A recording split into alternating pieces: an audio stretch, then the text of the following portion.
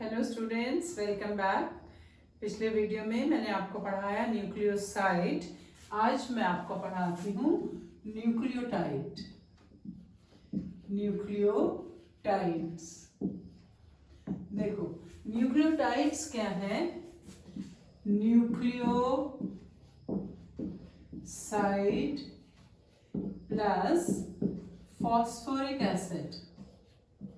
Phosphoric acid आप देखोगे कि बहुत सारी बुक में इसको PI भी लिखा रहता है। PI means inorganic phosphate. ठीक है, दिस इज इनऑर्गेनिक कंपाउंड। सो ये क्या बन जाता है आपका न्यूक्लियोटाइड्स। न्यूक्लियोटाइड, देखो न्यूक्लियोटाइड में क्या प्रेजेंट है, आपकी phosphoric acid plus sugar, pentose sugar plus nitrogen containing base, जो कि हम पढ़ चुके हैं। They are of two kind, purine and pyrimidine. चलिए अब मैं आपको इसका स्ट्रक्चर बताती हूँ। ये आपका शुगर मॉलिक्यूल जो कि पेंटोस शुगर है, oxygen, carbon atom 1 2 3 4 and 5, and this is CH2OH. This is 1, it has hydrogen and hydroxyl group, H, OH, H and OH. This is H. This is carbon atom number 2, 3 4 and 5. अब nitrogenous base is attached to the carbon atom number 1.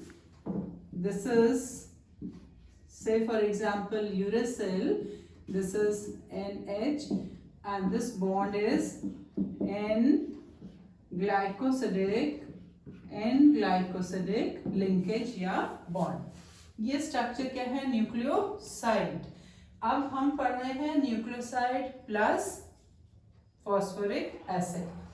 Phosphoric acid is attached to the carbon atom number 5 of pentose sugar. This is carbon atom number 5, and this is your phosphoric acid H3PO4, and here is the bonding between the two. और अगर इसमें से मैं एक water molecule निकाल दूं, what is left behind over here? Oxygen, and this is minus H2O, and there is a bond formed, and this bond जो ये phosphoric acid और sugar के बीच में ये जो bond बना है, this bond is called what is phosphoester bond. Phosphoester bond. देखो यहाँ तक आपका क्या स्ट्रक्चर था, दिस वॉज न्यूक्लियोसाइड। और अब ये स्ट्रक्चर पूरा क्या हो गया आपका, दिस इज न्यूक्लियोटाइड। ये स्ट्रक्चर हो गया आपका न्यूक्लियोटाइड। ठीक है, ये मैंने आपको एक स्केलेटल स्ट्रक्चर बताया किसका, न्यूक्लियोटाइड का। चलिए अब हम पढ़ते हैं कि nucleotides can be of different kind based on the type of nitrogenous base they have in their structure. क्योंकि देखो वेरिएशन कहाँ है हमारा, sugar and phosphate are common. Sugar and phosphate तो कॉमन है, लेकिन वेरिएशन कहाँ है हमारा, nucleo, this is in nitrogenous bases. ठीक है, देखो ये है आपकी फॉस्फेट शुगर। अगर बेस हमारी कौन सी है, एडिनाइन, तो हम इसको कहेंगे this is called adenylic acid. ये आ गया आपका adenylic acid. Now suppose this is phosphate sugar and guanine, this will be guanylic, ये क्या हो गया, ग्वेनाइलिक एसिड। ठीक है, अब देखो ये है फॉस्फेट, दिस इज थायमिन, तो हम क्या कहेंगे, ये हो गया थायमिडाइलिक एसिड। ठीक है बच्चों, अब आया आपका साइटोसिन फॉस्फेट, ये आपका आ गया साइटिडाइलिक एसिड। और ठीक इसी तरह से यूरेसिल के साथ में शुगर एंड फॉस्फेट, ये आ गया यूरिडाइलिक एसिड। तो हमारे न्यूक्लियोटाइड्स जो हैं कितने टाइप के हो सकते हैं? 5 टाइप के, based on type of nitrogenous basis. अब यहाँ पर मैं बहुत स्पेसिफाई करना चाहती हूँ कि जो ये यूरेसिल है, this is only present in case of RNA, और जो थायमिन है it is only present in case of DNA.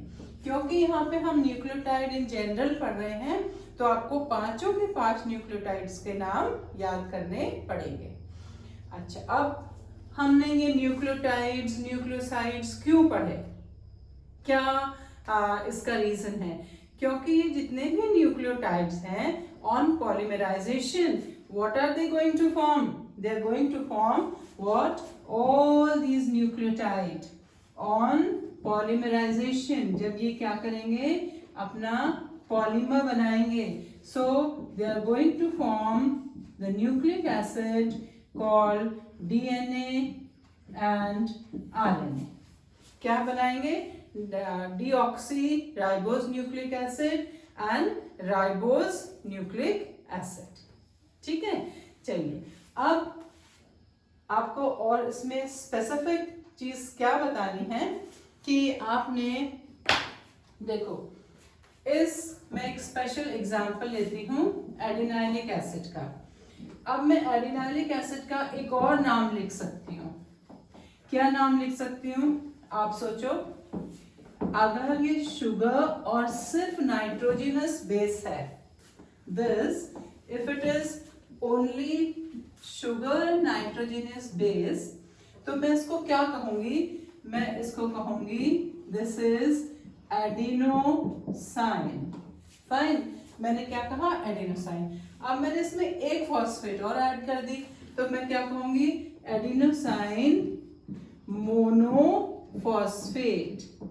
Adenosine monophosphate, this is other name of adenylic acid. और इसकी शॉर्ट फॉर्म में क्या लिखूंगी? इसको मैं AMP। AMP is adenosine monophosphate. ठीक है, अब इसमें अगर हम एक फॉस्फेट और ऐड कर देंगे तो हमारा क्या स्ट्रक्चर बन जाएगा? This will become adenosine diphosphate. और अगर हम इसमें एक फॉस्फेट और ऐड कर देंगे तो क्या हो जाएगा? Adenosine triphosphate. और बच्चों, आप सब जानते हो what is adenosine triphosphate? An energy molecule. इसका बहुत डिटेल स्ट्रक्चर आपको पढ़ने का जरूरत नहीं है, पर आप देखो कि ये जो आपके न्यूक्लियोटाइड्स हैं जिनके पास एक से ज्यादा फॉस्फेट होती है, उसको हम क्या कहते हैं? Higher nucleotides. और जितने भी हमारे ये हायर न्यूक्लियोटाइड्स हैं, these are nothing but which molecule? सारे क्या है ये? एनर्जी मॉलिक्यूल हैं। एनर्जी मॉलिक्यूल बहुत सारे रिएक्शन में आप पढ़ते हैं ना कि ATP किसमें कन्वर्ट हो गया? ADP plus P। इसका मतलब क्या हुआ कि ये एक बॉन्ड ब्रेक हो गया। और जब ये एनर्जी बॉन्ड ब्रेक होता है तो क्या रिलीज होती है इसमें? एनर्जी। कितनी एनर्जी प्रेजेंट है इस बॉन्ड में? 30.4 kilo joule of energy, almost 31 kilo joule of energy is there. ठीक है, तो मैंने आपको क्या पढ़ाया? न्यूक्लियोटाइड्स, और साथ ही मैंने आपको एग्जाम्पल भी दिया कि न्यूक्लियोटाइड्स डिफरेंट टाइप्स के हैं, और अगर उसमें ज्यादा फॉस्फेट है तो आप उसको क्या कहेंगे? Higher nucleotide. और एक एग्जाम्पल जैसे कि आपका ATP, GTP, CTP, TTP, ये सारे क्या है? हमारे एनर्जी मॉलिक्यूल हैं। क्लास 12th में जब आप डिटेल में पढ़ेंगे तो आपको बताया जाएगा कि ये सारे एनर्जी मॉलिक्यूल हैं, लेकिन जो मोस्ट स्टेबल एनर्जी मॉलिक्यूल है वो हमारा क्या है? ATP। I hope you have understood the concept. और मेरे वीडियो को लाइक एंड सब्सक्राइब करिए। और डिस्क्रिप्शन में जो है एक छोटा सा टेस्ट दिया हुआ है, आप अपना सेल्फ टेस्ट कर सकते हैं और कोई भी आपको प्रॉब्लम हो तो आप मुझे लिख सकते हैं। Thank you and have a nice day.